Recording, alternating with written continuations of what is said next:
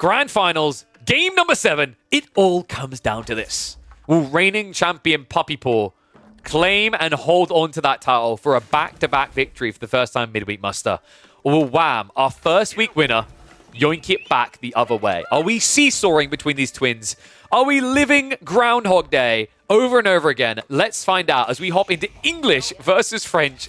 And funnily enough, I feel like I'm Groundhog Daying. We've got a racks opening again from the English. However, the difference is this time, Puppy Paw isn't the one doing it. He's the one on the receiving end. That's a drastic difference this time. Because I think these two historically play a bit different, right? We've said this before. Although they'll try to play similar styles, Puppy Paw is maybe a little bit better on the aggression, Wham a little bit better on the defense.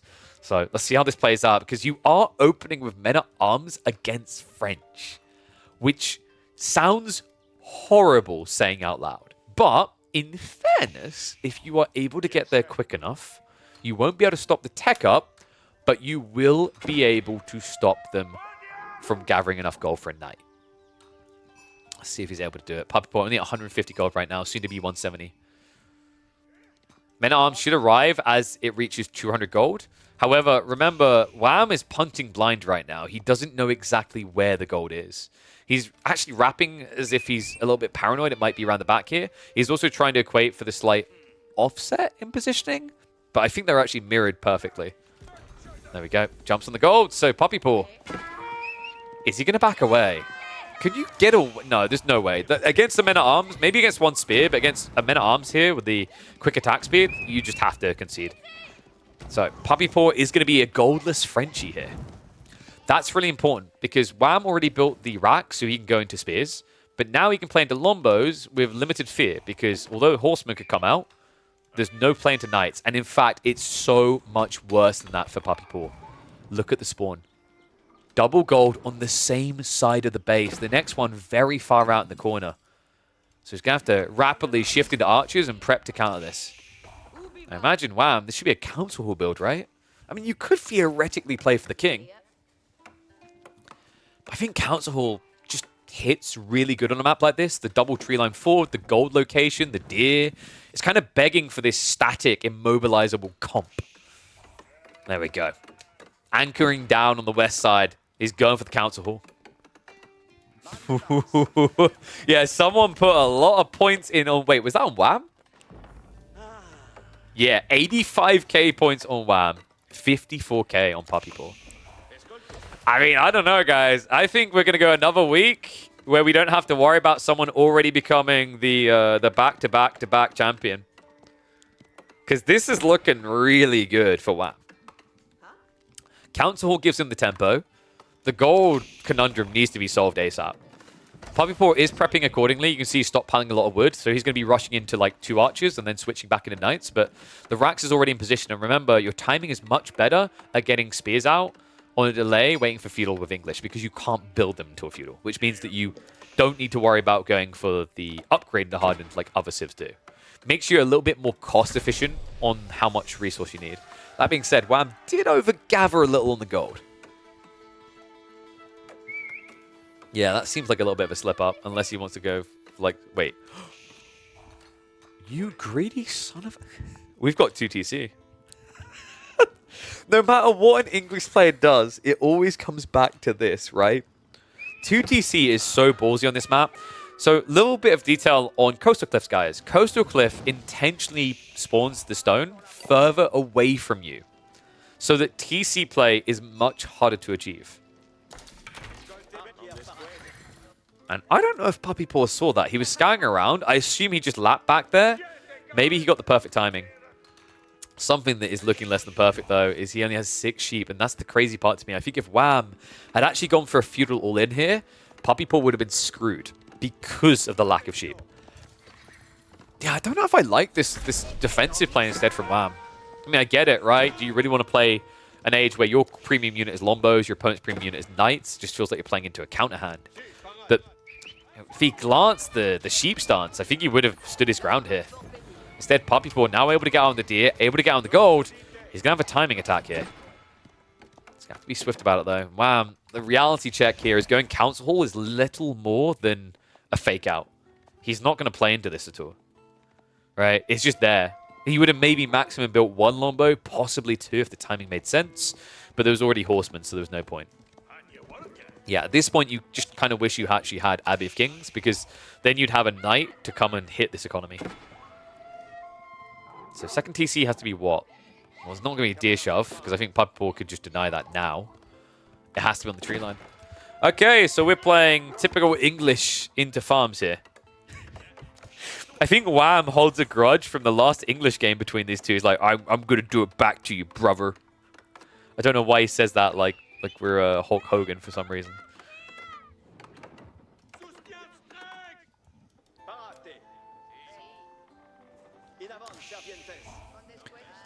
Alright, what do you think, guys? 1s if you think English OP and they're going to win this. 2s if you think Puppy Paw French is someone special and he's taking it home.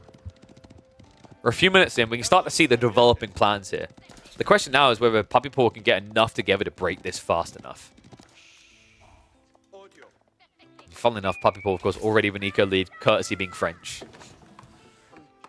So it's going to take a little bit longer for the English to kind of eke back into this from an economical standpoint, feeling like they have an edge, because they have to add in farms, they had to build the TC, they're spending more to produce villages, and of course they're already behind.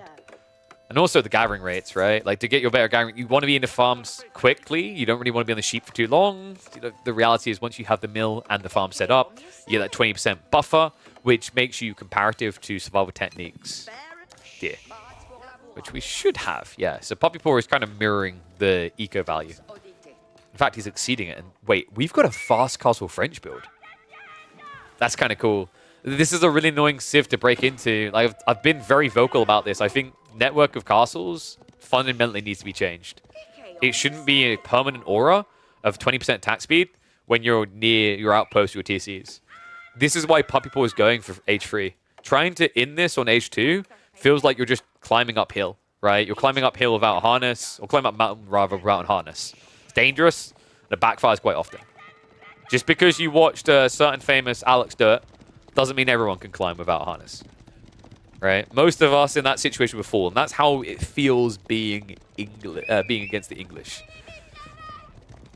I've seen way too many times people try to dive in and they just die. They lose their entire advantage. So Guildhall on the way, very early. This is going to give them a pivot point about 12, 15 minutes down the line to try and play immediately into Imp if necessary. Meantime, Knights Horsemen are going to be able to raid in. First blood drawn. At least when it comes to economy. So funny thing is, like, I love climbing, and I still haven't watched Free Solo from start to finish Townhouse. I've seen parts of it. I still need to sit and watch the entire thing. If you guys have not seen Free Solo, based on the parts I've seen, highly recommend. It's insane. You think this mountain is high? Wait until you see the one he climbs. And we've got Puppy Paw adding in Raxes on the mid-map. He loves doing this. We've seen this earlier in the series. He's a really big fan of just having these forward production buildings, and it makes sense in this matchup with the tech up. He's going for a men-at-arms timing. So this has to be Blacksmith Undermesh, right? Yeah, already queuing up tier 1. He'll want tier 2. Villagers are going to be moving up for the ball. He knows that Wham isn't coming out anytime soon. Wham, in fact, is building into men-at-arms. A bit intriguing, but that means he knows. Yeah, he just scouted out. He knows that it's men-at-arms coming. I think he was prepping MAA even before he saw this, though. Maybe he saw the villagers walking out, but this is... I feel like this is just... They've played this out before and seen this build, and Wham knows that the counterplay is to build his own men-at-arms. Sure, they're not going to be as good as Castle MAA, but with the attack speed buffer as well, and production advantage over time, they'll hold back the tide. At least in theory. Let's see if it works out in practice.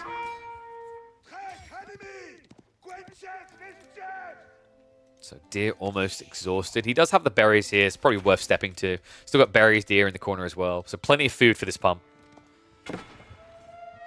Outpost also going up in the goal because right now you need that protection. Wham is nowhere near ready for castle yet. Still adding in additional farms. In fact, not even able to add them too aggressively on the forward here.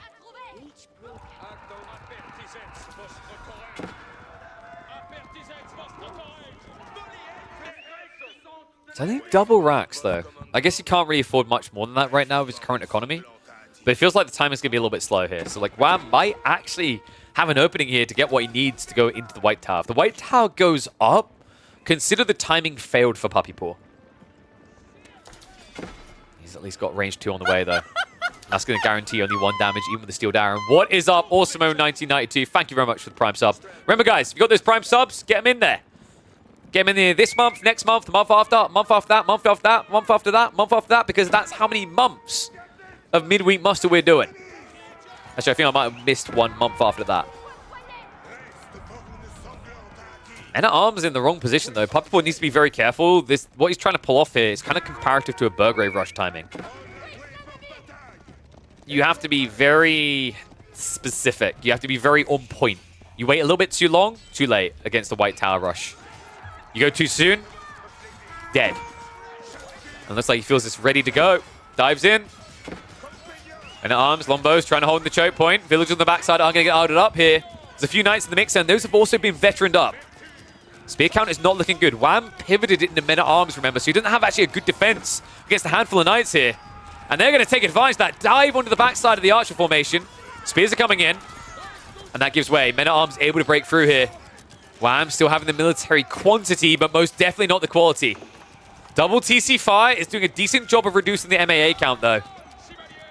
Puppy Boy needs to keep that pump going. Double men-at-arms production is still underway. It's a lot of idle time. Right now, Wham is going a bit stagnant here. Knights finding additional villages. Men-at-arms just whittling away the forces. Great pinch there. Every single little move like this counts if Wham wants to hold. And can you please attack? We're not here for treadmills, mate. We're here to win a war. I think he held. Puppy Paw, does he do it? I don't want to say he has to pull the Guildhall resources. I mean, he does have relic grabbing coming behind this, right? So maybe his real objective was relics after all. It felt like he went a little bit too soon there. But if the intent was always relics, it makes sense. I feel like if this was always the intent, though, you didn't have enough pump, enough delay here. Wham now marching out. However, when he sees the new line of men-at-arms, he will likely think twice here. That out of time stung him, remember. He wasn't gathering with practically his whole economy, so Castle Age still feels like a distant dream for the English player here. I mean, just look how sad it is. The only reason these men-at-arms die is once you reach the TC, the primary has 9 damage on its shot, and it shoots twice. That is why, like any other Civ in that same situation, these men-at-arms kill you. But it's the 9 damage times 2, right? So you're taking 6 damage from the TC every under 2 seconds. It's really strong. An obnoxious thing that really only the English get. China TC smiles. The difference with Chinese TC is it attacks less frequently. And also you don't give your entire remaining army an attack speed buffer, so they suck less. Knights and men-at-arms are running around. The knight just needs to start attacking Eco. The problem is the spears keep chasing. However, look at the military advantage now. Puppy Paw. This is a thin line he's taking. But right now, it's looking feasible. Good sneak out here. Wham. Realizing that the base isn't safe, he's spreading wide. Caw-caw, like a bird with its wings. Only thing he can really do in this position. Fighting the army directly has caused an immense amount of fatigue. He's down to just 8 military units. And not just that, Puppy Paw is going into Arbalatrier. Interesting choice here, but quick kill to men-at-arms, ranged unit that has Pavis. We mentioned that the ranged armor is problematic, and wow, that is it. He saw the next wave. He knew he can do it. Ladies and gents, it's happened this early. Our back-to-back champion. Give it up for Puppy Paw. He wins week 2 and comes in to win week 3 as well. However, this one, as would be expected, these two, goes all the way down to the line. Big props to him on being a back-to-back winner. Let me know what you guys thought of this Grand Finals. Let me know what you think of the format so far down in the comments below. And let me know, do you think Puppy Paw can make it back to back to back? Or is someone going to snatch away the title? Because Dumu was looking hot this week. Wham! Closely contests. And there might be a certain Spaniard appearing in midweek muster number 4. You have to tune in to find out. I'll see you all then.